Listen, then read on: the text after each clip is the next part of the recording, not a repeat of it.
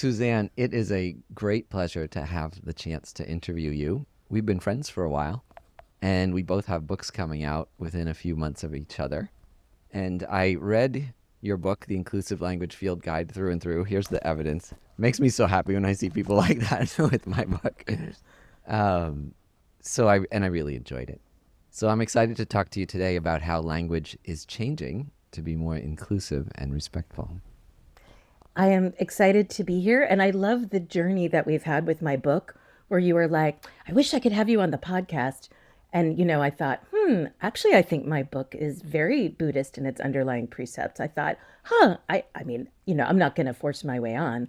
But then as you started to read, you're like, oh, I think I should have you on. So it was nice to see that what I thought of as a book being in alignment with things that Buddhists care about and try to instantiate through Buddhist practices is very much part of the book. And I'm so excited to talk about it with you today. Yeah, and I want to get to that a little later because I did see some very strong parallels with what we call right speech Mm. in Buddhism. But just to start out, I'd like to know the path that took you to writing the Inclusive Language Field Guide. Particularly, what was the moment you first got curious about inclusive language? And when did you go from curiosity to thinking you want to do this for the rest of your life? Let's go way back. Inclusive language is a term that my clients use and that people use, and it's an Mm. easily findable search term, but it's not necessarily the term that I would use for my work. I really think of it as more of the principles of, I like the idea of right speech. What happens in an interaction, and I'm including sign languages when I say speech, even though Mhm. I haven't studied them. I just want to be clear. But what's happening when a conversation or an interaction or a communication event goes well, and what's happening when it goes off the rails? And I'll tell you that this is maybe not what you would expect to hear, but my first curiosity about conversations that went well versus not and the rules that underlie them is when I was 5 years old and I skipped kindergarten and I went into first grade and I got dropped into a classroom of people who had all been in kindergarten together, right? And I I was not really stunned, but I just was very confused about how to insert myself appropriately in the conversations people were having. And it felt like there were rules and I didn't get them. And so I had this curiosity. I'm like, I have to figure out what's going on so I can be a functioning member of this society. So, very honestly, that's when I started. And that wasn't about, I think for inclusive language, we think about not offending people, not alienating people, being respectful. But here it was also just like what goes well and what doesn't go well. Um, Cut to many decades later for writing the book, I had a few things. I'll tell you, it was two things that really jump started my sitting down and saying, I have to outline this book and try to sell it. The first was the problems that I saw for non binary and transgender children who were coming out, and the ways that family members who loved them would hurt them by not understanding what language was appropriate, supportive, useful, and what language wasn't. But my publisher wanted a business book, and my clients wanted something that they could use when I wasn't around, right? So my clients would say to me, it makes so much sense when you come in and give a workshop, but then you're gone and it's a month later and people come to me with questions. And I'm like, or they're like, well, how do I make this shift? They're like, please write a book, please write a book, please write a book. So it was really, on the one hand, my feeling a lot of compassion for people who were suffering more than they needed to because people didn't understand how to talk to them. And then a very pragmatic response to clients asking me to do something for them. Mm. So, I mean, your work is important enough to people that they pay you to come in and talk about it. Can you talk a little bit about what that work is and who your clients are? Sure. So my clients are organizations from 50 people to 150,000 people, sometimes nonprofits, usually companies, very often tech companies or medical or um, finance.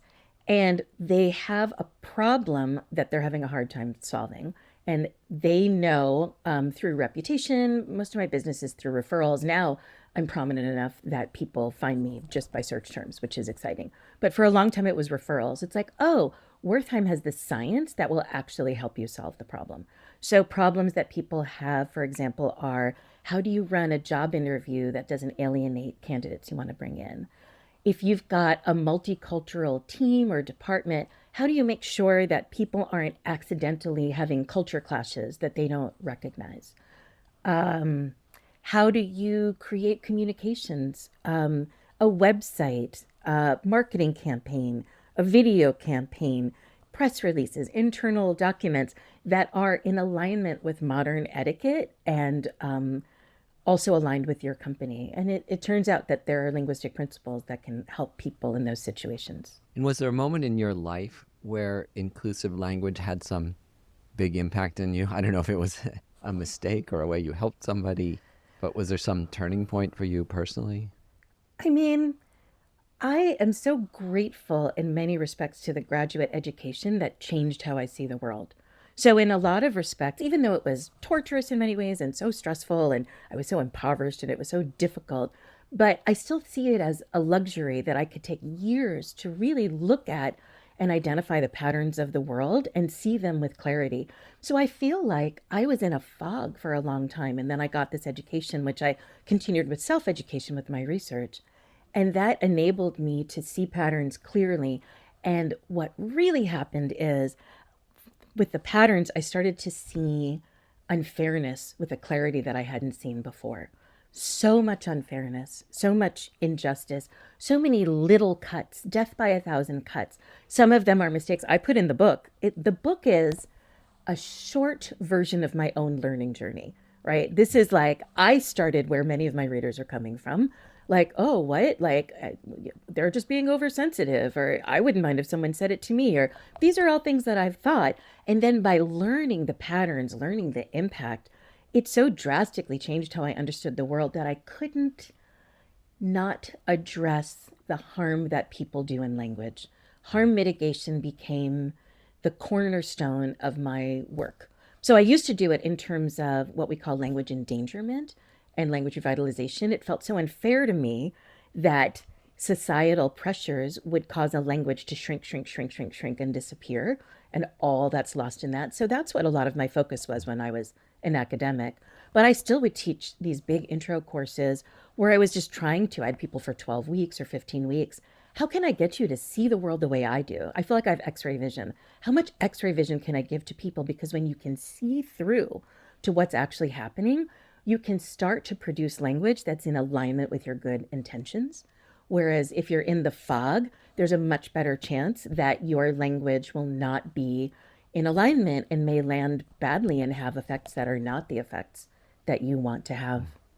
Would you be generous enough to share one of those lessons of yours of, something, a way that you spoke that caused harm? I know for me, saying you guys is a great example of that, in a group full of, women and other types of people, struggling with how to figure out other ways of speaking, in professional settings. But can you share some examples from your own life of that transformation? Sure. I mean, I've got one from the book, which still sits with me. And the thing is that as you are mindful of other people, as you are attentive to other people, I think for many of us, when we inadvertently do harm, it just sticks with us for so long. I'm not even sure how long this thing that I said stuck with the person I said it to, right? But I had a colleague who came in on a Monday and was smiley. And I was like, hey, what's up? You look so smiley. And she said, oh, I had this really good first date. It feels really promising. And I said, oh my God, what's he like? And then her face just shuddered and she had to think about it. And then she said, actually, I date women. Like you could see her running a calculus of how trustworthy I was. And so I think based on all the other things I had said, she could say, okay, I can trust her.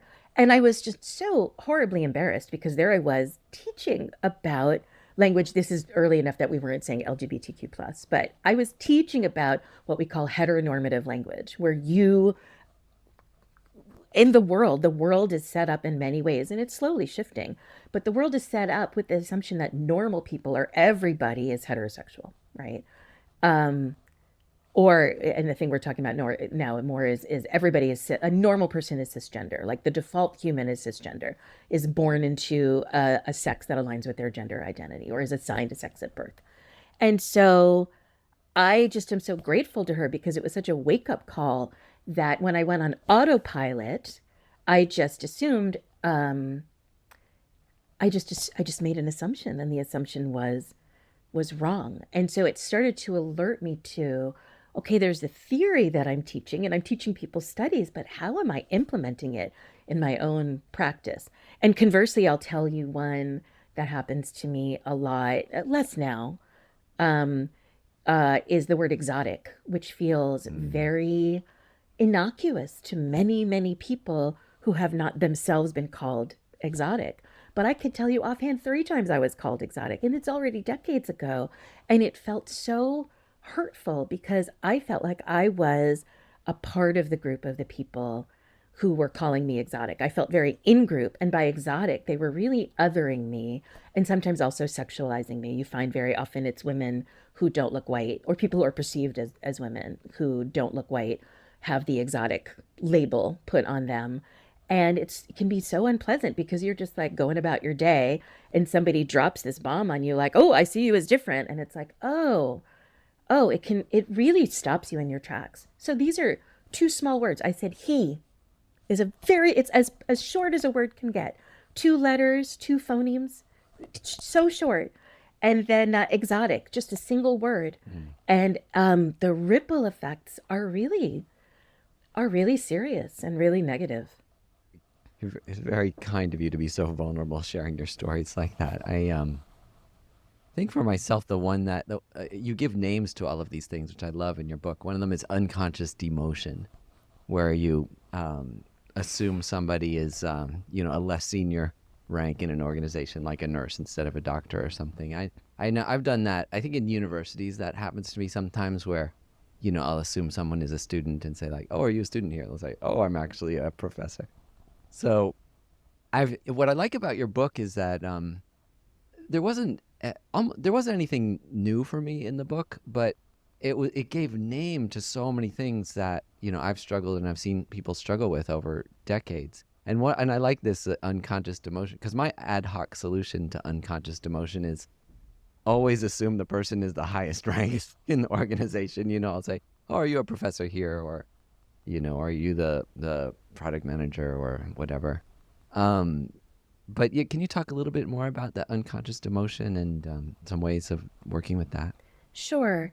So I put together this idea of unconscious emotions to um, explain something I was finding a lot. I was doing a lot of employee experience interviews, and I would ask questions that were designed to be not leading questions at all. But so I would never say bias, I would never say even disrespect. I would have things in very clinical language. Was there ever a time you felt you were being marked as further outside than, and you thought you should be more central? Was there ever a time that you felt like you were being marked lower than you should be?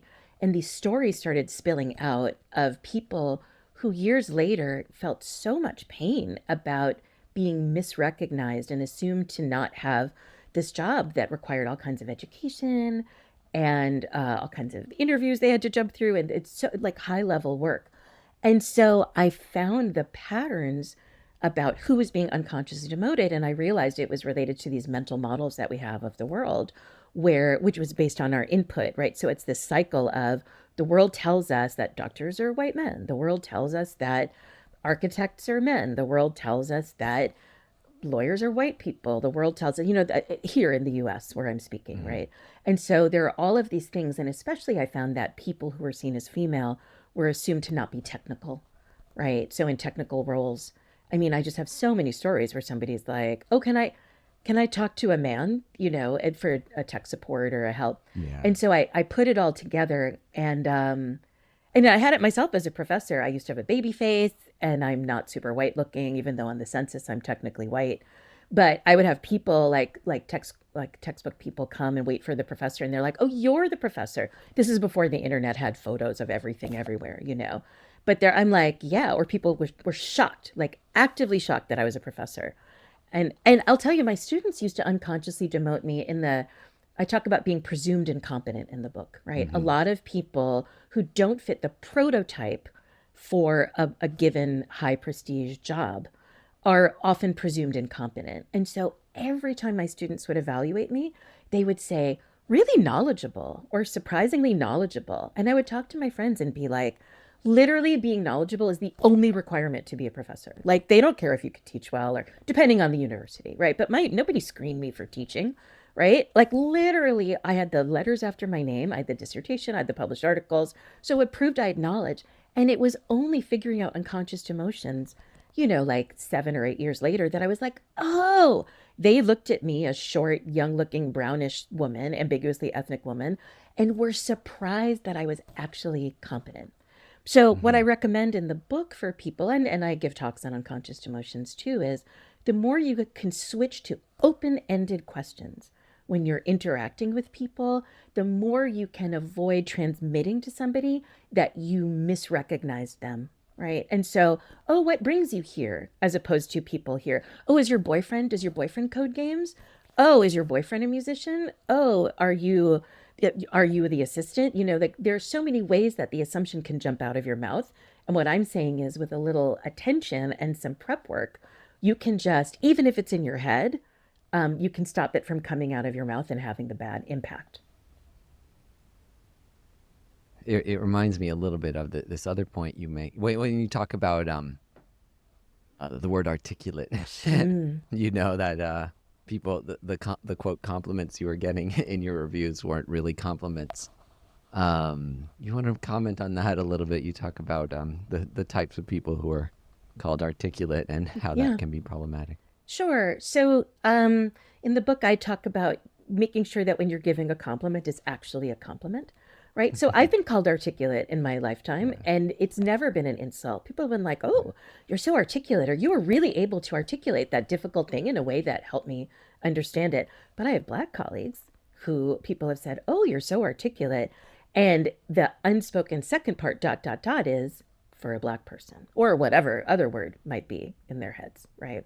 So that's part of the presumed incompetent, and also not with articulate, but with other presumed incompetent. So in the U.S., in my research, I found that it's most frequently Black people are presumed incompetent and people with Hmm. perceptible disabilities. These are the people who are unconsciously demoted the most, who are presumed incompetent the most. For Black people, what I've heard again and again when I talk about this in workshops, and people will chime in or they'll email me, they'll say, um, people are shocked that I have the education that I have. So, like a master's or an undergrad degree. And people are shocked that, I'll speak it in linguistics terms, that I have control over the standard dialect, that I produce English in a way that is the prestige dialect, right? And so people are, and I'll tell you, I have stories, more than one story, of people who don't sound particularly Black on the phone and then show up after a phone screening. More than one person has told me, and somebody will say, Jane Smith, calling at the door, and the Black Jane Smith says, "Oh, I'm here." And the person says, "Oh, Jane Smith, are you sure? Are you sure?" They say to the person who was very competent in the phone screening, which is their way of Yeah. saying, "I didn't expect you to be Black." Like everybody can interpret that, right? And they're not saying, "Oh my God, a Black woman," right? But it's there. So these kinds of, again, mental models where it is surprising that a person is actually holding the job that they hold, speaking the dialect that they speak, being very competent, being very intelligent, these things can sneak out in these inadvertent comments. And when we're surprised, we tend to talk about it. We research babies' knowledge by seeing how much they stare. We track their eyes to see if something. So that's how we know how much math an 8-month-old baby knows. They're not saying things, but if you do an experiment, you can see a baby shocked when the sum isn't the correct sum, like they stare. And there's a way that we have a hard time as human beings not commenting on difference. So in the book, I say, like, very innocuously, you might be like, somebody has a bad haircut. They got a new haircut and it's bad. And in your head, you're like, don't mention the haircut. Don't mention the haircut. And out of your mouth comes, "Oh my God, you got a haircut." And then you have to talk about the haircut, right? Well, it's that same kind of difference from the mental model that we feel compelled to comment on. And sometimes that difference encodes bias.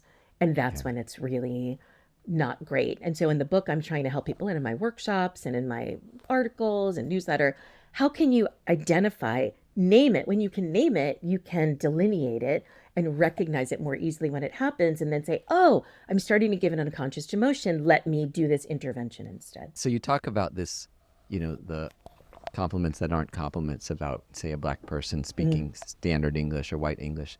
Then you also write about, which I really enjoyed, was the section on the different dialects of, American English, Black English, Southern English, Standard English, or White English, as you talk about. What I like is how you talk about how if an alien visited Earth, that they couldn't tell which was the correct grammar, that each one, if you look at it as a rule system, like, I studied computer science, so I often think of language in that structured way. They're slightly different, but there's not a superiority. They're internally consistent grammar models. And so, and this is something that comes right out of my old classrooms, my intro classrooms, where I'm saying, how can I shift people's minds, right? And so once you start teaching, for example, the grammatical nuances of what people have different names for, but I'm going to call African American language. So English, that has been very influenced by, back in the day, the languages of West Africa. And then people were stolen, enslaved, purposely separated from people who spoke Ewe or Igbo or other West African languages, and then forced to communicate in English. You end up with kinds of English that have a distinct grammar from standard English that came just directly over from England, Scotland, Ireland.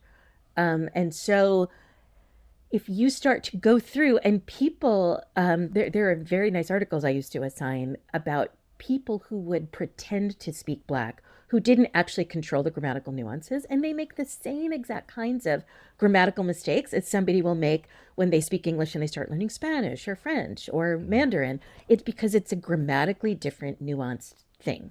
And so the example that I used to love teaching, and I still, it's a little old school. My hip hop is old school. So in the book I talk about, I used to literally give Missy Elliott lyrics.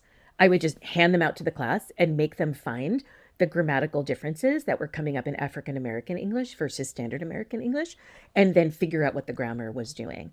And so there's this one line which has this beautiful, she says, I'd have been said leave. I'd have been said leave, she says. And so, especially with the emphasis. So that been is doing incredibly complicated grammatical work with something called remote aspect. And so if you said that in standard English, she's singing to Beyonce, who in the song has a shitty boyfriend, and she's trying to get her to leave the boyfriend and come out to the club and dance around. So she's saying all these things, and she's like, I'd have been said leave.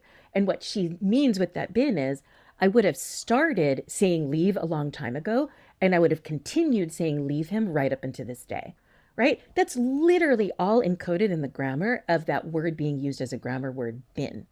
And so if you were to write, and people do, right? In the 60s, there was a project by sociolinguists to start really documenting the grammar of African American English, because in education, people were coming in and saying that Black students had no language, that they had cognitive deficits, that they couldn't speak. And then it goes with all kinds of other dehumanizing ways to talk about a person, like not fully human, don't really speak. But so there was this push to let's really document and show that this language dialect is as grammatical, as complex, as rule-based as the one that you speak.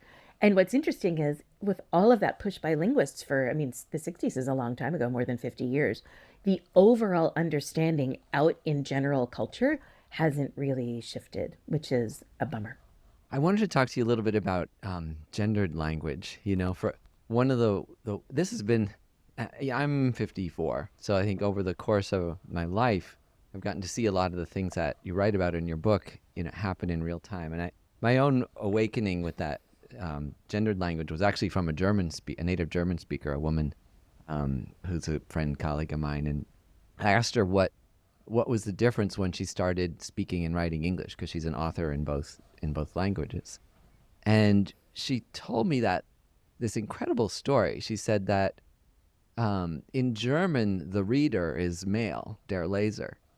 And she said once she became, more fluent in English, and she read the reader, it was the first time she identified as the reader. That up until that point, it was always a guy, some guy is the reader that the writer is speaking to in German.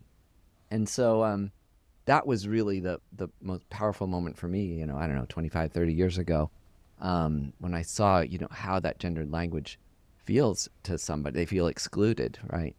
Can you talk about that? We've made some progress as a culture in a lot of ways, but can you talk about how that's still a problem and how we can address it? I mean, yes. There are two things I just want to say for precision's sake. When we talk about Mm-hmm. gendered language, two issues that I talk about a lot are one, language that uses the male as the default, a masculine Mm-hmm. form as default, and pretends that masculine people represent all people and that female people are somehow extra or different, right? Yeah, like mankind, postman, things Yeah, like that. Yeah, exactly. Or just using generic he, which is yeah, used less and less, but I still see it. And then there's what I'm not going to talk about is gendered language that assumes that everybody is binary, right? right. And so he or she would be an example and fits in the gender binary. Whereas for more than 4,000 years, humanity has known that people aren't just non binary. And now English is just catching up to reflect that reality grammatically. So going back to gendered language where male words are presented as if they're universal. In English, we have it a little bit easier, actually, a lot easier than a lot of other Indo European languages, where gender is marked on every noun and every adjective, right? Oh, so let me give you an example of that. I wrote about this in my newsletter. I have an old Berlitz phrase book. I mean, it's pretty old, but it's so little. So I used to bring it with me when I would travel around Europe, right? So little hotel words and hotel phrases. And it just assumed, as I looked at it, I would just laugh because it assumed that the reader was a man who dated women. So it's filled with, so every form that has gender is the male form, right? So you're going to be grammatically incorrect if you're me and you're going and speaking Spanish or French or whatever, and you follow the thing that the Berlitz tells you, you're talking as if you're a man, but I am not a man. And then there were just all these pickup lines or whatever, like, oh, do you live alone? Do you need a cigarette? They were so, it was, and it would be the feminine form for somebody that they were talking to, right? So that already tells you the kinds of downstream effects that come when you aren't paying attention to language or your language. It's this cycle. Your language reflects the fact that you assume that a traveler is male and is heterosexual and then comes back. In English, it's not as clear, right? So so that idea with the reader is not marked for gender. But there are so many ways that this assumption that male people are default people and people who aren't male are somehow extra, it shows up in so many ways. I still need to do, I mean, let's just, not language, but think about the casts of popular sitcoms in the 80s and 90s. It's like four men, one woman, like Mm-hmm. five men, one woman, three men, one woman. Like it's just this thing. Or what's a movie? You can have a movie with an all male cast, right? What's a movie and what's a chick flick, right? What's a novel and what's chick lit, right? And I'll tell you that I read this thing, it's in my database somewhere, where a writer for BoJack Horseman was challenged because he wrote a joke for someone male. And the person's like, oh my God. Like, so one of the fellow writers challenged him and said, why is everybody male? And they found with the comedy that once you change the person to female, it wasn't just a general joke. It started to feel gendered and about it being a woman. Like you Mm-hmm. couldn't just have an unmarked normal joke, right? A woman walks into a bar. Yeah. Yeah. And suddenly it's about the femininity as opposed to a person. A person walks into a bar and a man walks into a bar are the same kind of joke. And a woman walks into a bar is a different joke, right? So there are so many ways that our mental models are tainted. My first principle of inclusive language is reflect reality. Reflect reality. And a lot of people think that inclusive language is about being woke or being about mealy mouthed or soft or pussyfooting around. They're like, oh, domestic engineer. I'm like, don't say domestic engineer, right? You can say like stay at home wife or stay at home mother, right? Like you don't have to. But I'm actually always advocating for more precise language, even if it means that it's stronger or more unpleasant. And so I am deeply upset. My dad was an engineer. My brain is half engineer. if there was less gender bias in this culture, I might have ended up an engineer. And I'm always looking for what what what's the situation? What are the rules I can apply? What's the fix I can engineer to get us out to a better outcome? Right? That's how my brain is always working. And for me, this assumption that men are default humans is one of the biggest issues we have in English, because it really does create these very false mental models. I'll end with one thing back to other languages, because there's a way that women get erased again and again and again.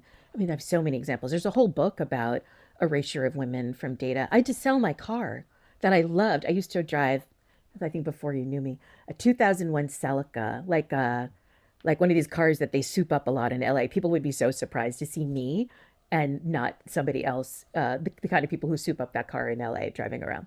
But I had to sell it because I read this. I was doing research about erasure of women, and I learned that crash test dummies were entirely male until I want to say 2007, 2008. It's not like the 50s or 60s. And because I'm so short and I was driving stick shift, I was right up against the steering wheel. And it turned out I was like 3 times more likely to be really injured or die just because they'd never tested the car on somebody like me. Right. So there's so many ways that forgetting that people who aren't male exist have life and death consequences or other kinds of consequences. The example I was going to give is in French and Spanish, there's this rule for plural pronouns. So if there's a group of people, so like I'll do French because that's what I studied French and not Spanish. So one person whose male is il, one person whose female is elle, and then you just stick an S on it like in English to be plural. So a group of men is il with an S, a group of women is elle with an S. But if you have a group of 99 women and one man, guess what? It's il, ILS. So the mental model, if you're like, oh, I saw them walking down the street. They were protesting again today. I saw them walking down the street. In French, if there was just one person who's seen male, you could have a group of 100 people with one man, and you're erasing those 99 women with your pronouns. So I think it's a really big problem if you're trying to engineer a more fair society. Gendered language is a really deep-seated issue. Yeah. Yeah. And what's your so you have a couple tips. One is to be specific, right? Which is Mm. actually, they say that's very good advice for a writer. So I Mm. like that. In general, your language is more interesting and compelling when you're specific. So you say, if you're going to call out the race or gender of characters or in a speech, do it for all the characters. Some writers do the opposite. They write and they don't mention the race of anybody. Like I noted it in this book, Looking for Alaska, which is a very popular book by John Green. He never mentions the race of any of the and if you look closely in the book, there aren't any markers. Like you could read the book and see the characters as various races. Although being at a private Southern school, there are some reasonable assumptions. Mm. Um, what is your specific recommendations though on this? Is it to be specific, like you say? Is that the top one? I mean, it is, and I would say it's not Mm, even just being specific. It's being proactively on mm, the alert and training. Here's that X-ray vision again. Training your system to recognize when something isn't being specific and fixing it. So, in the book, I give people activities, because what I point out is that you wouldn't read a book about French for if you don't speak French, you wouldn't read a book about French for 4 hours, put it down and be like, oh, I speak French now. You wouldn't do that, right? So, with inclusive language, like doing any language acquisition and shift, you got to practice a little bit every day until it's automatic for you, autopilot. Language is unique in our brains in terms of its acquisition and its processing. And so it took you a long time to be grammatical. It took you a long time to learn to be socially appropriate. And switching grammar or switching what you see as socially appropriate also takes a long time to shift. So one of the activities I suggest that people do is spend a certain amount of time for that chapter when you're going to focus on gendered language. Spend a certain amount of time each week and just scan your texts that are around you for gender specific language and switch it up. So for just the week that I was paying attention for that particular chapter, I just, everywhere I looked, including in museums, which are generally doing a good job, I was looking at the craftsmanship. And for this couture super couture Chinese dress, super, super couture. And it said craftsmanship, and they had just shown the atelier, and it was all women. And I'm like, but so what are we doing? And there are some words that I think we don't even have good substitutions for. I think about Yeah. sportsmanship, right? Like I don't like I'm like be specific. Like I think until we start seeing the issue and start having conversations, we're not even going to be able to find a better substitute, right? Because sometimes it doesn't even exist. So the more we can bring attention to it, the better. So Yeah. here's my recommendation for listeners, like or viewers: spend the next 3 days looking for male specific words, and they're even in the style sheets of newspapers. I can't believe how old fashioned so many newspaper style sheets are. I think it's embarrassing for them. Yeah, it's frustrating because, as a writer, I consult these guides and I and I kind of battle with my copy editor sometimes too because there are rules in like the Chicago Manual of Style. It doesn't accept singular they yet, and my copy editor made me change quite awkwardly many sentences because it's a nice way to singular they to refer to a person of any type of gender orientation and so on. So I had to go through very strange twists, like to say the person, the enemy, and things like that. So I'm hoping in there's number 17, maybe number 18 is the Chicago Manual of Style. They'll finally accept it. Yeah, I had to use. I'm trying to remember which. I think might have been Chicago too, and then I Yeah, overrode. yeah, Right. So for my copy editor, but my publisher's different. But so yeah, we went through, and because when you do rewrite, it can lead to much longer grammar. and And the thing awkward. with singular they is, I was talking to someone yesterday who said it was a light bulb for her when she was reading my book, and she said, "Oh, I use singular they all the time for a non-specific person," right? So my example is, "Oh, somebody left their sweatshirt in the break room. They need to pick it up by tomorrow." People don't think it's multiple people. It's just an unknown person. Is that what we call the referent, right? To or Yeah, the antecedent to the pronoun, right? To just use linguistic terminology. And so with singular they, then we've expanded it to refer to a person who is known. But this grammatical shift gives people problems. And I yeah, think Chicago's not known to be the manual of style, not known to be yeah. uh, innovative. I guess that's the point of it. So some of the things in your book, gratefully, I rarely hear in my personal and professional circles anymore. But something I do hear a lot in everyday speech are the intensifiers you talk about drawn from mental health terms. Like, and sorry, I will mention them here, but like crazy good, she has OCD, I'm having a senior moment, schizo, psycho, mad skills. These are very popular phrases still in culture. Can you talk a little bit about that? I think, people have reactions of giving up the the color of these phrases. I think it can feel hard to some people. Can you talk about how to deal with this and also how to keep our language colorful too and without it insulting and hurting people? I mean, so first of all, I'll say this is a thing I struggle with myself, absolutely Yeah. struggle with. B, let me just ground this in the principle. Why? Because this one comes as a surprise, and a lot of people are resistant to this. Well, you can tell they're resistant because you and I, whatever, in many circles, it's just everywhere.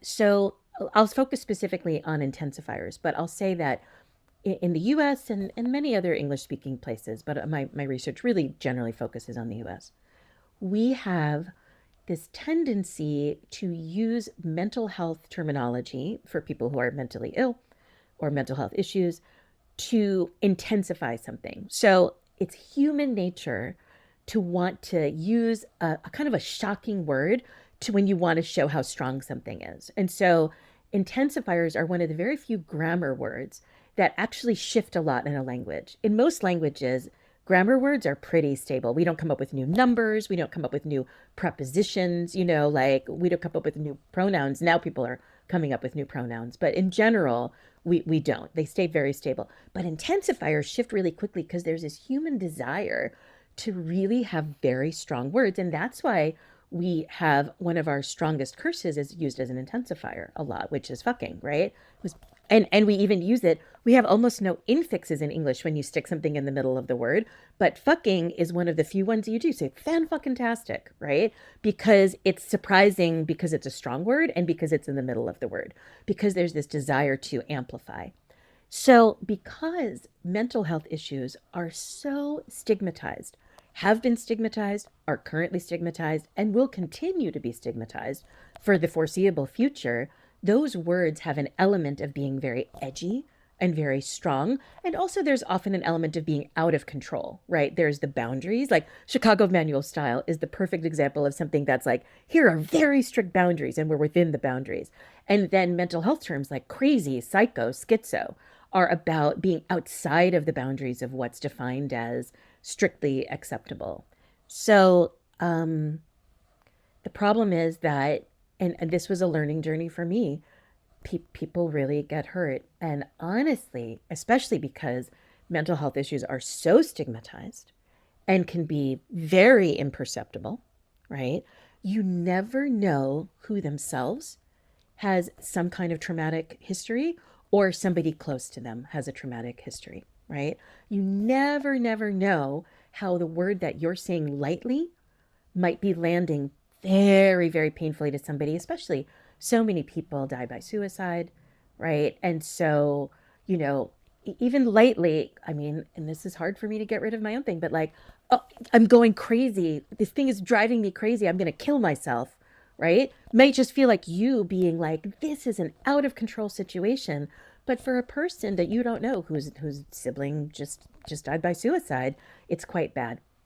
So my recommendation is to identify, this is another activity I give because this really takes time and I have a hard time with this, is find alternatives that you feel okay with. And you can actually get more precise, especially if you're describing it. A lot of people will use it in their employee experience interviews to describe a bad manager or a bad boss. Mhm. You know, she's psycho, she's schizo, she's always changing her mind. I'm like, but actually, if you get more precise, oh, she's so unpredictable. She's so temperamental. She can really change her mind so quickly. There's this way that if you get to something that's more granular about what's going on, and I'll add to this, we also have ableist language like fall on deaf ears or blind to the situation, which implies that people who can't see are making bad decisions or people who can't hear are making bad decisions. It's actually about bad decision making or not being attentive, right? So if we Mhm. get more precise, we're probably going to use some color. We're definitely going to lose intensity. I'm very sorry. Go for regular intensifiers. You know, there's a long list because we've been adding intensifiers in English for a really long time. We've got, you can move so far beyond very and really. There's really so many of them. But yeah, I find that you lose the intensity, but you gain precision for what is really the problem that's bothering you. So when I first look at the table in the back of your book, there were a couple things, either rubbed me the wrong way or I felt like disappointed to lose language. One of them was one of these, the issue of sanity check and then its replacement being check. And I was like, oh gosh, I mean, so I was like, is there a way? But then I thought, oh, maybe a pre-flight check, like there is a way to maintain color and be respectful around these mental health issues. Um, So in the back of the book, I give a list of suggested substitutions, but I tried to caveat it a lot. And I have to say that for me, there are some things that I still have a hard time removing from my language. Sanity check is not one that I've used, but there are some other ones I can't think offhand. But the problem with looking at the table before you read the book is if I've done such a careful job of taking you through what I had to learn in order to get to the place where I'm making a recommendation. That I think a lot of people are like, oh, you're going to make people angry. I'm like, oh, like I wish there was a way to almost prevent people from going to, because I think that, okay, first of all, I don't like being told what to do.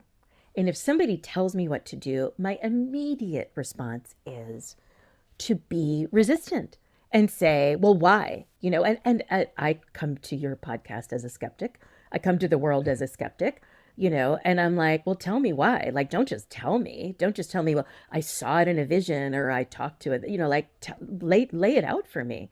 And so I was very hesitant to put to put a table in with just like do and don't, especially because also in the book I say, people say to me, just tell me what to say and what to not say. And I'm like, I can't do it because it's so context specific. But then there are some things that I'm like, okay, really, just this is off the table now. And I think that whenever you make a change to be more careful of somebody else, you lose something. You lose a certain freedom, right? There's a way in which there's always a balance, right? You lose the ability to go as freely on autopilot as you might be able to. There's a reason why we do what's called style shifting. We shift around and we speak differently to different kinds of people. So in my life, for example, I grew up with a lot of cursing in-house from my grandmother. And so Yeah, you I've can noticed tell, that. yeah, you can tell how close. Well, here I'm doing specific, like that's data. If I'm Yeah, talking about like, intensifiers, but yeah. oh, you've noticed that just talking to me. Yeah. In our So in I, our personal life. yeah, yeah. But that tells you that I feel comfortable with you to Yeah, be my most autopilot self in some yeah, respects, right? Like it's just, especially if I'm thinking very passionately about something, the cursing comes out. But I have to recognize for many people, especially because I don't live in New York anymore, I have to where there's just a higher cursing tolerance that happens. Just I would say there's more cursing than where we live in the Bay Area. I have to think about what I gain in not offending people who might be upset hearing taboo language, curses. What I gain in not offending them, I lose in the ability to just sort of exhale and say things the way mhm, that I want to. And I think that's part of the process of being a social animal. And so I'm just saying that that's the case for other words that used to feel safe. I would say tech people that I talk to give me resistance still about master slave for the configuration. yeah. I still get a lot of resistance. And they also are upset about blacklist, whitelist. Hmm, Um, hmm. and so people now are doing like block list and allow list, or if it doesn't, and I honestly, blacklist and whitelist is not about skin tone. It's about metaphors of perception and comprehension. And I'm trying to figure out how to write something up about that. But I know that people get offended. And if it's, I mean, do people care so much about saying whitelist? Like, is that like a hill to die on? Or is it like, okay, I don't love it, but this is bothering somebody, so I'll switch. Mm. Yeah, I mean that's, again, I'm a computer scientist, so I see in GitHub like it's I've thought it's very cool seeing the activity because I was when I first saw those things, I was quite shocked. Master and slave. I mean, that's, even well before, this current era, like 30 years ago.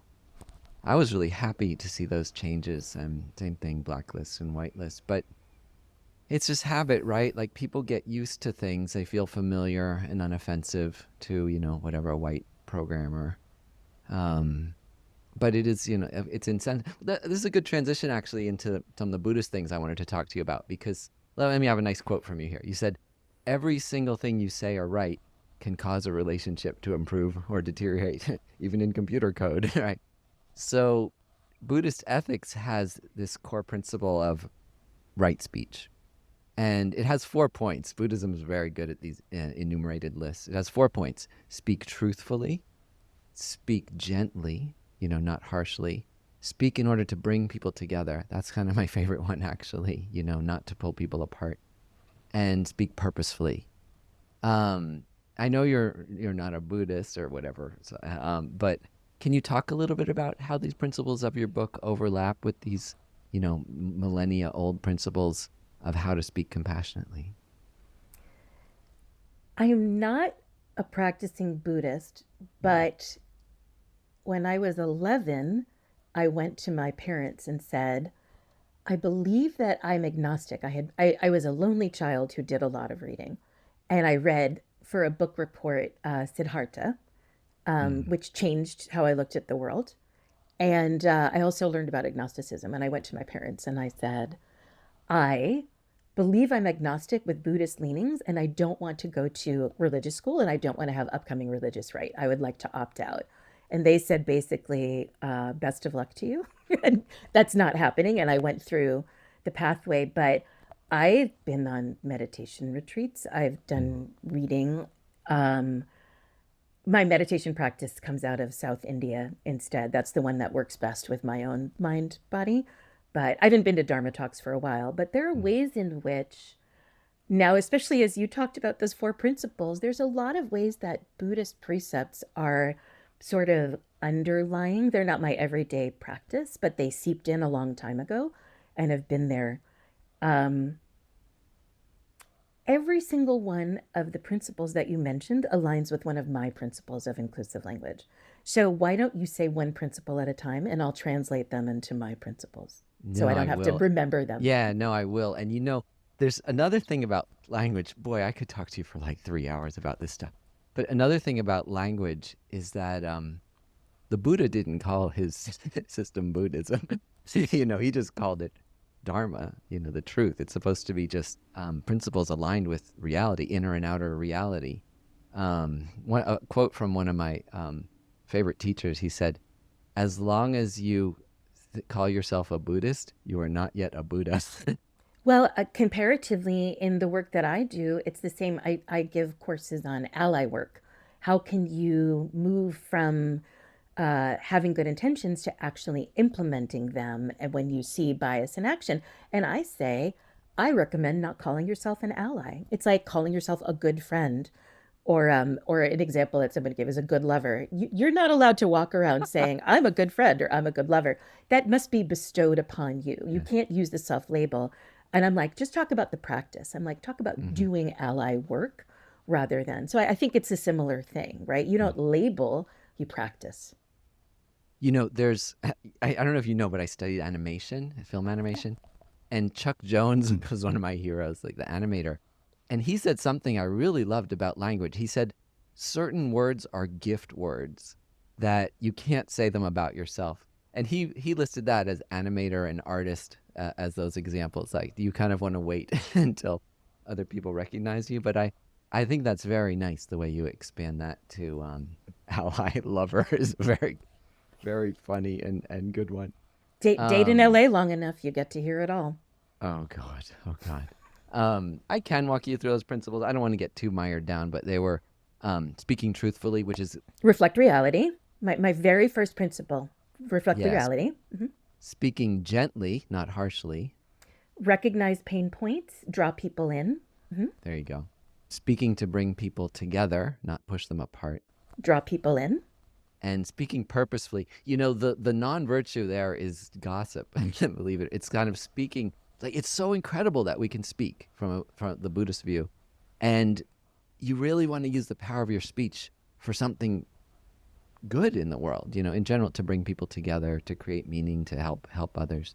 So speaking purposefully, that's what that means. I would say that's probably about, well, be respectful. Yeah. Be respectful and recognize pain points are probably, I mean, I think I'm just reflecting that every religious system I know has an anti gossip as an anti-gossip principle of some kind. I mean, it's just Yeah. so human. I'm just thinking Mhm. about world religions and I'm like, oh, I can't think of one that doesn't have some kind of let's stop gossiping.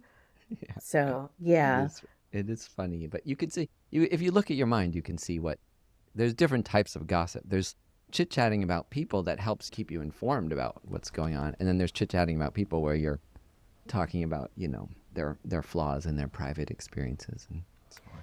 I mean, I would add to that, I have this principle called prevent erasure, where you're trying to not forget about people. A lot of my principles are so. One of the problems with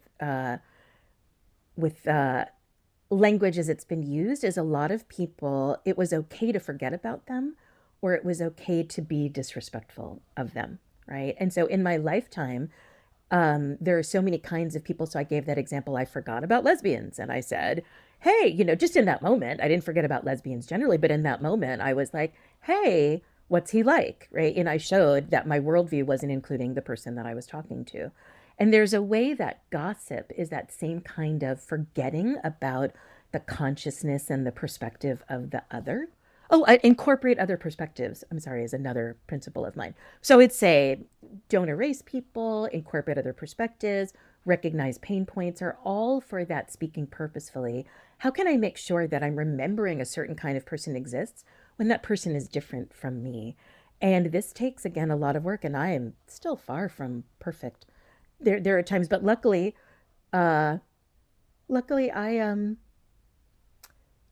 have remembered at times to just not say the thing. Here, let me give you an example of not quite gossip, but an unconscious emotion that I kept to myself, and I'm still so proud. I was volunteering at a particular site, and we were all gathered to take the transportation to the site, and it was me. I was, I think, the youngest person there. Maybe there was one other younger person, but there were a lot of older people, and all this ageist stuff started coming into my head, and I was overhearing one person having a big discussion about lawnmowers, and somebody else was crocheting, and another person was having a discussion, and I really unconsciously demoted them. I really made all kinds of assumptions about who these people were and what they were doing in the world and what their impact was. And then it turned out that lawnmower man was a mayor of the city that we were in. And crochet person was a forensic chemist. And somebody else was a biochemist at UC Berkeley. And it like through the list and again and again and again. So I could have gone home and based on those conversations, if I'd only had those first conversations and not spent a day with them, I might have come home and said, oh, I spent the day with these people. I felt so youthful. They were so old. They felt so like out of it. And then it turned out that these were all people who were so serious and thoughtful and knowledgeable and having this effect on the world. Right. So luckily I just held especially because I was new and I wasn't there with anybody else. I bit my tongue and I used those, open questions I'd just given a talk on unconscious emotion. So I remembered to use those open ended questions, and that's how I learned these things. But I think that's a kind of example of how, in any situation, you might um, be not drawing people in or being respectful or being um, thoughtful about what somebody else is bringing to the place where you're coming as your whole self, but you don't know what somebody else is bringing, and those snap judgments can be really wrong. I'm glad you brought up the open-ended questions again because that's what we get taught in relationships is one of the closest, best ways to become close to people is ask them open-ended questions. I want to go to asking about a counterpoint to speaking gently, which is how you speak without mincing your words. You talk about language that erases others' pain, lacks accountability. A very searing example is boys will be boys. How do we keep others accountable without using hurtful language? Like where does gentleness, when do you have to be firm and gentle? And how do you stay respectful while correcting injustice in the world? So shifting away from the idea of gentle, although I'll talk about being kind versus being nice. I Yeah. think kindness is giving accurate, constructive feedback to people, as opposed to sometimes being nice, people will swallow it, and then somebody will go about creating problems and either not know it or not care and be put in check, depending on their intentionality, right? So I think it is a kindness for the world to speak accurately. And rather than gentleness, I'd like to frame this as what I call linguistic distortions, because I see this happening in the workplaces and I see this happening in my life and my friends' lives. So the two distortions I want to talk about are inflating language, where someone who is just behaving normally because or appropriately, reasonably, because of their identity, people treat that behavior as if it's inappropriate, right? So black people protesting are called rioters. Any people protesting are called rioters, right? Walking down a street, like it's okay to shoot them with rubber bullets when they're literally walking down a street holding placards. Is I was outlining the book during George Floyd stuff, right? So this was very top of mind at the moment. Also, we find, to bring it back to gender, women who complain about ill treatment are often described in inflating language: bitch, problematic, histrionic, emotional, oversensitive, when they might be talking about really bad stuff like sexual harassment or other kinds of things. So there are ways that reasonable behavior, especially when somebody's trying to give that kind of what I think of as kind, measured, constructive feedback. I just have so many examples of people saying to me, I brought it to HR, I brought it to my manager, and they said, "Ooh, you're really dramatic. Oh, you're the problem, blah, blah, blah." So that's the first distortion, is inflating language. And then the second distortion, which is the one that Boys Will Be Boys falls into, is what I call softening language, Yeah. where people will describe problematic behavior as if it's okay. And this is usually used for people with power. So, people with power, like a boss or a manager or somebody high up in an organization, a misbehaving C suite person, or people with power who have like social power because they belong to dominant groups, right? So, that's where that really falls in. And so those, I've been talking about cycles, right? And so this is a cycle too, where reasonable behavior by somebody saying, "Hey, there's a problem," that person gets described as the problem. And then the person who's really doing bad stuff is like, "Oh, he's a good guy," or "Oh, boys will be boys," or "Oh, he has good intentions," or "She didn't really mean it that way," or "She's just trying to be a good boss," or all of these things. And so I think that speaking gently is to call out those distortions and say, aren't we being inaccurate? Like, I find that this call for precision really helps me with skeptical people, right? Because from an engineering perspective, if you can't see the problem, how are you going to design the fix for it? If you've got distortions distorting what the problem is, then what I see again and again, for example, in companies, is people will lose high performing people because of a bully. So then you Mhm. lose the people who are actually producing things. Or in relationships, I'll give you another one I was talking about with a friend of mine. We were talking about um, intergenerational trauma. It's in her family, it's in my family, it's in many families.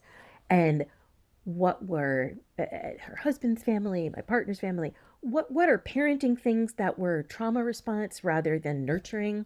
How does that feed into adult relationships? We were talking about all of these things. And one thing is, a lot of us are told when people have behaved badly towards us, be the bigger person, right? Be the bigger Mhm. person. And so a thing that I struggle with, and many of my friends struggle with, is how do you have compassion for somebody who clearly has had a difficult life or been harmed in some way? And so they're like spraying out acid, or they're punching you. It might be verbally, it might be actually physically, right? But usually it's verbally. Some kind of emotional abuse comes your way. How do you have compassion while still protecting yourself from Mhm. them? And that's when I think being accurate about your language can help you make a decision. Like, when do I just need to step away from somebody because they're so problematic that it's not worth my effort to try to fix them? When am I allowed to save myself by stepping away? And the compassion, be compassionate from far away.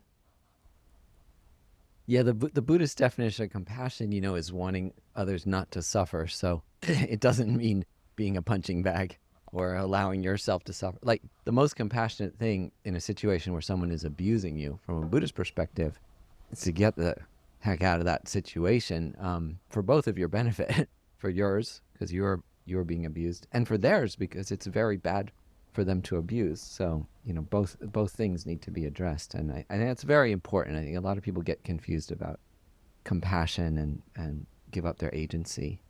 I want to, on the same front, I want to ask you about racist language. And this is a very sensitive issue, obviously. People say racist things. There's very overt racist things, and then there's racist comments due to implicit bias, which you talk a lot about. You're very kind in your book because you talk a lot about how people usually cause pain because they don't realize how their words are landing. There's a quote from Shantideva, this great Buddhist, let's call him a saint, is a good word for it.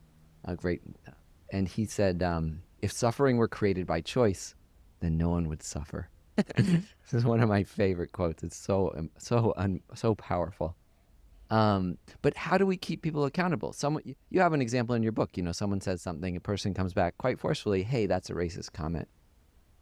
When's the right time to say that? When's the right time to use gentle language? Obviously, it's really scary to be called a racist. Nobody wants to be called a racist. The people who do want to be called racist, yeah, obviously, that's even scarier. But in general, that's a very scary term. to be called, and people don't want to be called that. And yet they say racist things. So how do you modulate? What's the best way to correct people in a way that's going to land and be effective? I think it's funny. Here's a paradox I sit with a lot. In the US, being called racist is like one of the worst things that you can be called. And yet, so few people actively work to change their language and behavior to ensure that they're not called racist, right? It's so Right, interesting to me. right. And I wonder sometimes if it isn't paralysis, like fear-based paralysis. I am very kind in my writing and in my talks. And one thing I do is I really work to avoid language that triggers people, and creates resistance and creates anger and stress responses. So, in that example in the book, I believe it's when somebody talks about Kung Flu, Yeah. makes a bunch of anti Chinese things. So, since the pandemic, I mean, anti Asian discourse, anti Asian language has been very common in the US for many decades, many decades. The Chinese Exclusion Act didn't come out of nowhere, right? But it really came up again during the pandemic. I think maybe in part because of just so much fear and so much anxiety. And so it runs downstream towards an easy target, right?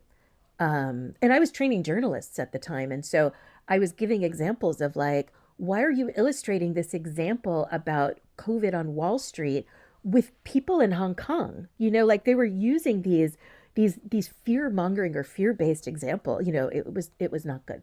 But in fact, in my workshops, uh, in my private life, in my articles, I actually recommend avoiding using a label for anybody's behavior. This is my number one recommendation. So even though I reported a real story where somebody was told something racist and she's like, oh my God, I'm so like, stop saying Kung Flu. It's right. Like it's racist, right?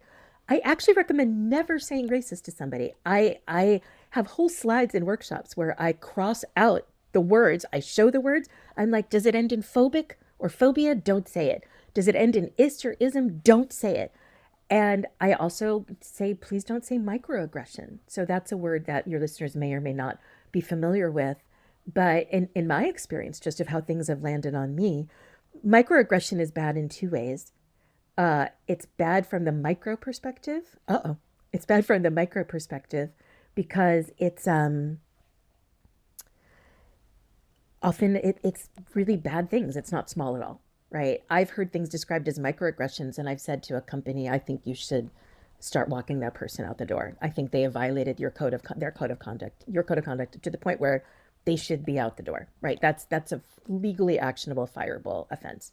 It's like abuse or something. Yeah, or just really, yeah.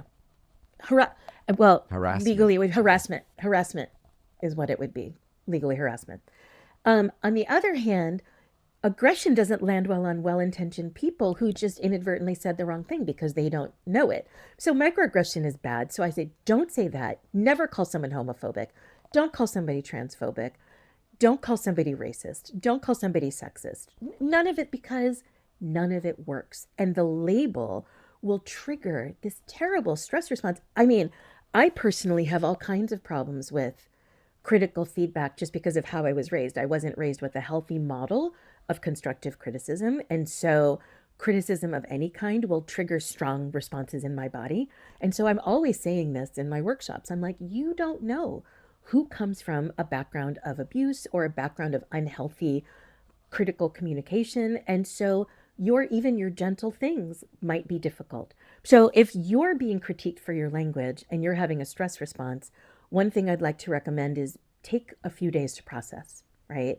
And so it can take up to 48 hours for chemicals like adrenaline and cortisol to leave your body after a stress response. So I say take a minimum 2 days to let it process, because when you've got stress chemicals flooding your body, guess what's not working great? Your brain and decision making for, like, should I shift and be open to something new? That's not happening. And then the other thing I recommend is, here's where the precision comes in. If you say to somebody, here's some language you use that's problematic, I suspect you might not recognize that it's problematic. Here's how it might land badly on somebody. And here's what I recommend instead, right? So I would say a full sentence that allows somebody to feel like they might be. I think a lot of the language, especially on social media, is so polar. It doesn't give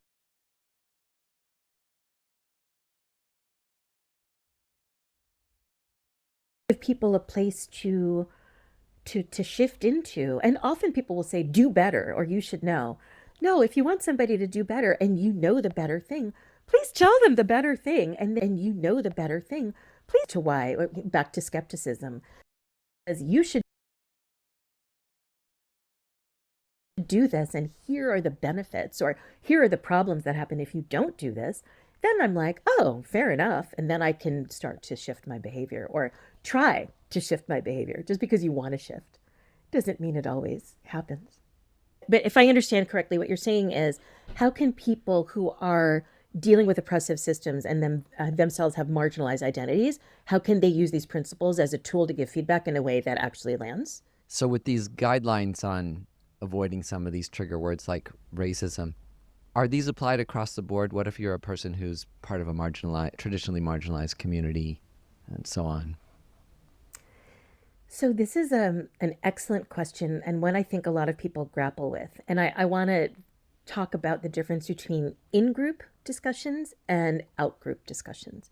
So in-group, where people have safe spaces, um, you can use whatever language you want. You can use shorthands, you can use advanced terminology, you can vent, you can say all kinds of things because it's meant to be a safe space to get it out. And then when you're talking to somebody in the out group who might not understand the perspective, for whom it might be new, a lot of people are at I would say like a zero starting point. Some people are at a negative starting point, right? Where you have to even bring them to a place. This is where I recommend being very, very careful with your language and using things like the concrete principles of inclusive language that I talk about to illuminate to people. I created the book and the principles to use as a tool. There are many people who themselves are fluent speakers of inclusive language, but are not great at explaining inclusive language or how to avoid harmful language and problematic language to people who aren't at their same level, who aren't yet fluent speakers. And I'll be frank, in my experience, it aligns with people who speak or are native speakers of a language and then they try to teach you are often not as good teachers as people who learned the language as a second language, right? So it's the same kind of thing because I have now more than 20 years of experience teaching linguistic concepts to people who were resistant when it came to concepts of bias. So just up the road from where I was TAing in Berkeley when I was a young grad student, and I saw resistance body language when I was just giving peer-reviewed scientific information about gender bias or racial bias in language. So this has been a problem that I've been attacking in various ways and throwing things up and seeing if they stick. For a long time, how can you get people again to see the real problems of the world without creating like how can you bypass the defense mechanisms? How can you bypass the resistance so you're genuinely persuasive? And so I talked about earlier my cursing and how if I'm really comfortable with you, I'm going to end up cursing a lot, but I will what we now call code switch. I will code switch into a curse-free or nearly curse-free way of speaking for people who I don't know very well or more of a businessy situation. I see that kind of switching necessary for people from groups who are living it if they want to explain to somebody who's not a member of the group why something is problematic. And I'll end by bringing it back to that distortion of inflating language. Because when you are part of a traditionally marginalized group, so in particular in my research, more than anybody, Black people, and perceptibly disabled people and female people in this country, and then all the other, all configurations of that, and all kinds of other traditionally marginalized people, literally saying, oh, I see a problem here, can have you described as, it flips around and you're described as the problem and you're described as problematic. And so this is why I'm recommending the kindness and as scientific and precise terminology without labels as possible, even if you want to just scream white privilege or you're not understanding the patriarchy, privilege. I don't say them in my book. I barely use labels in my book, and I barely use labels in my in my work. And I'll tell you that I know it works because again and again and again, I'm brought into companies where it's a lot of white men. I just gave a workshop recently where it's almost all former military and they were almost all male and mostly white. I get brought into a lot of tech companies, and again, people say, oh, they come in and I can't see it, the full bodies now because it's almost all over computers, but in person, I see people come in and I see how stressed their bodies are. I see their resistance body language, and then I see them within 15 minutes being like, oh, I'm not going to be attacked because I'm a white man. And I say from the very beginning, 100% of human beings are biased, right? Our brains are set up for bias, our bodies are set up for bias, and then our culture teaches us bias, right? So bias is the status quo. You can't be mad at somebody for being biased. You can be mad at somebody for refusing to change, and being like, well, it's bias is okay. But if somebody says or does something biased, that's just how it is. And so once you remove the blaming and shaming and say, and so once you remove the blaming and I've got this tool for you, can I help you? I'm finding that this is what lands well with people. So hopefully that will help. How to actually be heard, right? So it's a very compassionate approach to get people to hear your message. Where is that boundary, though, between safety and discomfort? So that's an excellent question because a lot of people don't ever want to feel uncomfortable, just period. And they will claim things like they're being made to be unsafe when you're just trying to give constructive feedback. And it can be about anything, very honestly. There are a lot of people who are just resistant to feedback and being told you are creating problems with your behavior, and behavior can be words.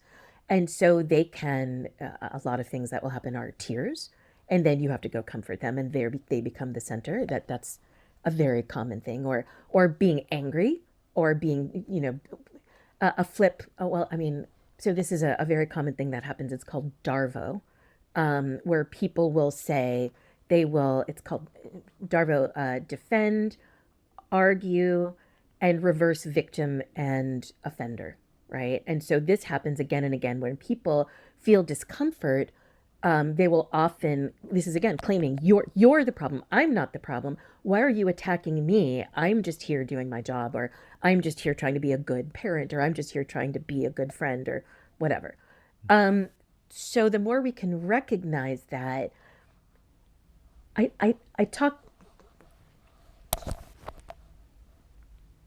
think about growth mentality a lot. So this is a concept that comes from a Stanford psychologist named Carol Dweck. And growth mentality says that people can learn and grow and change. They're not fixed. And I like growth mentality. I'll talk about it a lot for people who are presumed incompetent or under-recognized. Like, growth mentality is an important part of inclusive hiring, for example. Just because somebody doesn't have a Stanford computer science degree doesn't mean they're not going to end up coding well for your company, just to give one example. Some people have been cultivated in their lives, and some people haven't been cultivated, right? And so just because someone hasn't been cultivated and have the opportunity doesn't mean that they won't flourish given, like a plant, fertilizer, water, and sun, right? So I think it's a similar thing with people, but a lot of people who are told by society that they're on top don't have a growth mentality for themselves, right? They feel like, and they're not inspired to do this thing of attention and mindfulness and pick apart and really pick up everything. I think about inclusive language as like the KonMari, Marie Kondo.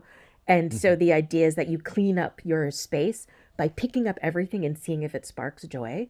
Well, you can do the same with your language, right? And she's so Shinto. Like, I love how animist she is, and she's really feeling the energy in all of these objects, right?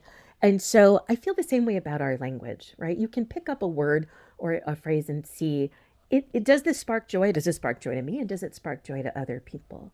And so the problem with the safety issue is that people can become rigid, angry, fearful, and attack.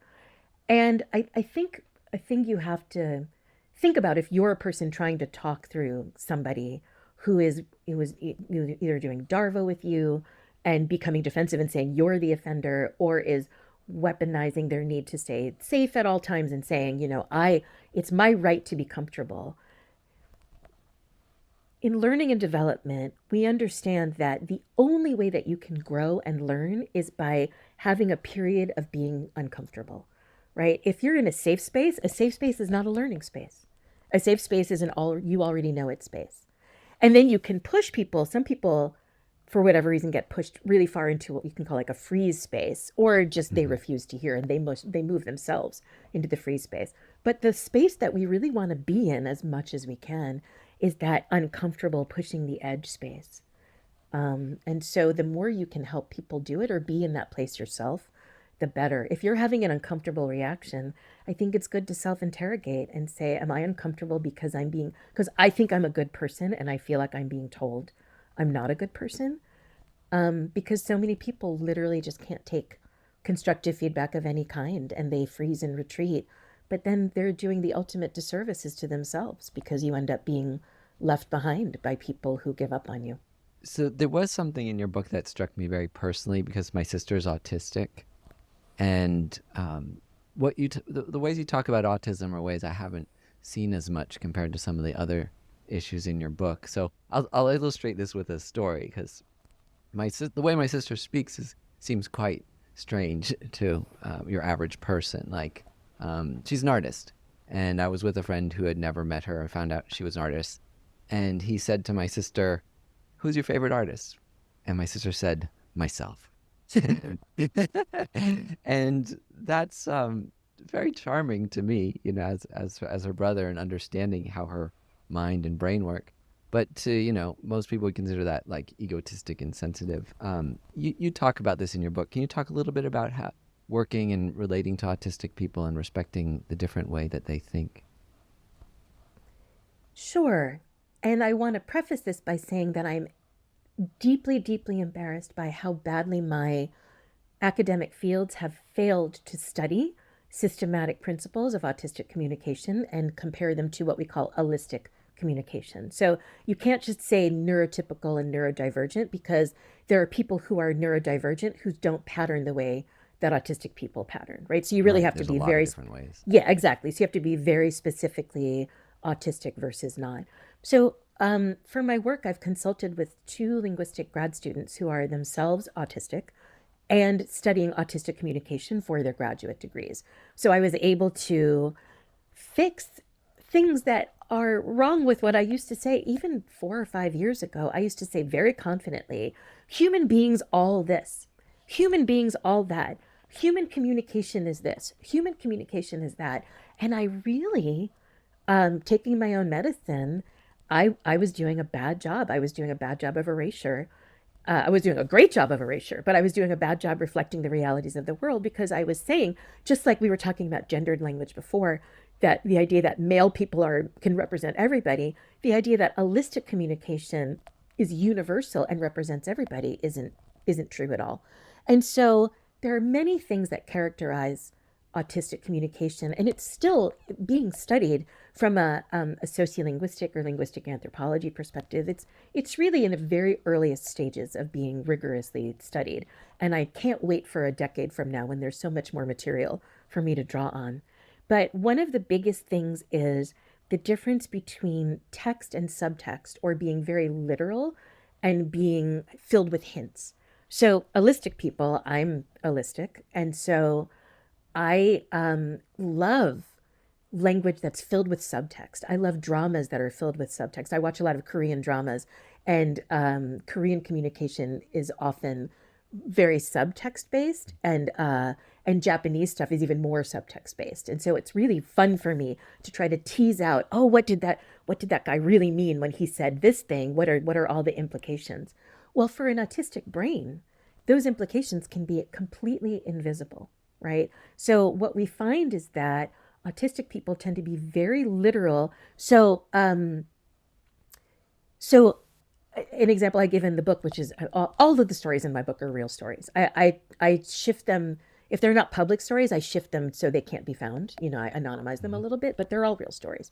So one story is an autistic man is quitting his job, and on the last day, there's a little get together, with a cake or whatever, and his boss says to him, um, "Are you sad it's your last day of work? Are you sad to be leaving?" And he said, "No."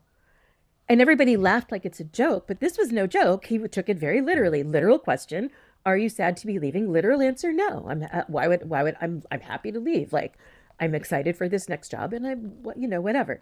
And so for an holistic person, that feels like a joke or an insult. Another example I have from the book, and I've heard this a lot, is I lurk on a lot of autistic um, forums, like autistic subreddits, to see how autistic people are talking to each other about the problems that they're facing. And what I see again and again in the workplace and in friend groups is people feel very ostracized, very misunderstood.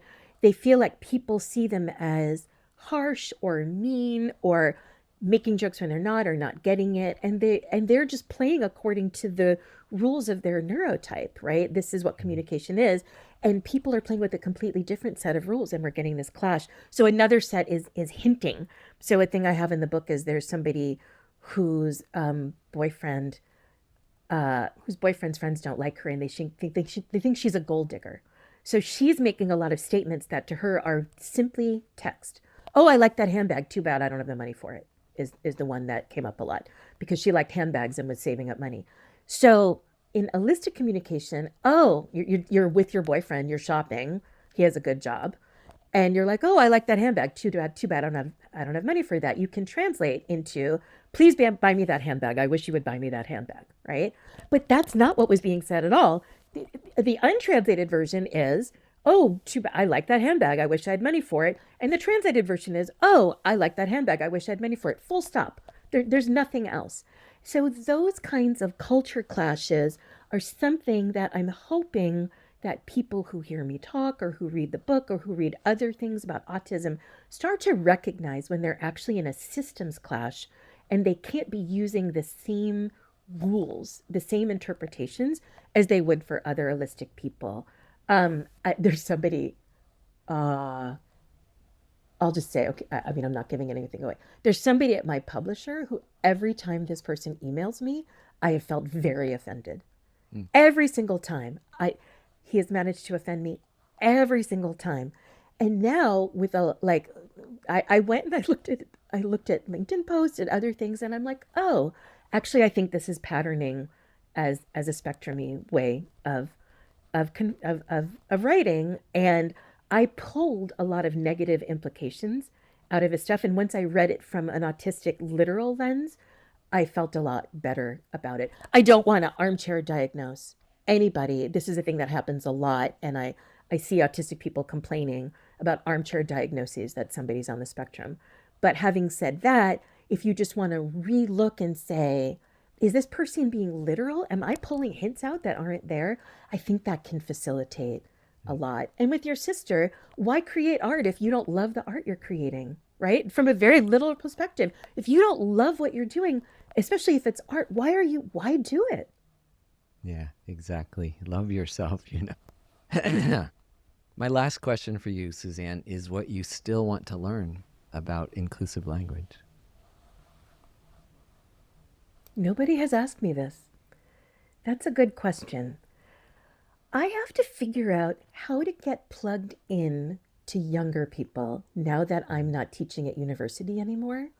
So I left in 2011, and I was being kept, I don't want to say young, but I definitely had access to younger norms and ways of speaking, and values, shifting values. And I have to figure out how to get better access to that again, because there are some things, for example, one of the most searched, the biggest hit article on my website is "Gender neutral sir or ma'am."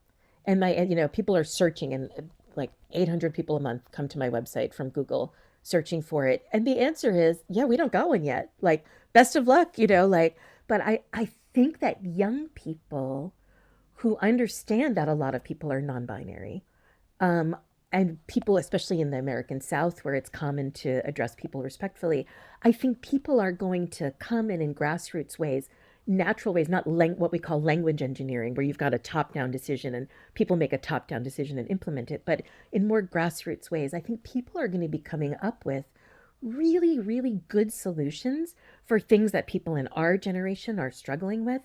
And so that's what I want to learn. I just have to figure out how to get better plugged in, because I think that I don't people will say things like black women will save us, or the young people will save us, or the new generations will save us. I think we all have to save ourselves, but when people are coming with a different set of constraints than I grew up with, it enables them to come up with creative solutions that wouldn't occur to me. And I would like to have us all benefit from the creativity and generosity and better reflection of reality that I'm finding in many younger people in this country today.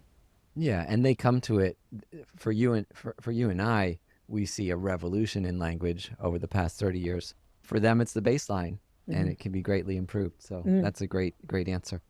Well, Suzanne, I loved this conversation with you. Thank you so much. I learned a lot. I was delighted, and I really appreciate your time and the care you took in writing such a fantastic book, the Inclusive Language Field Guide. Thank you so much for having me. This has been a genuine pleasure to have this conversation with you. Really, thank you so much. Thanks.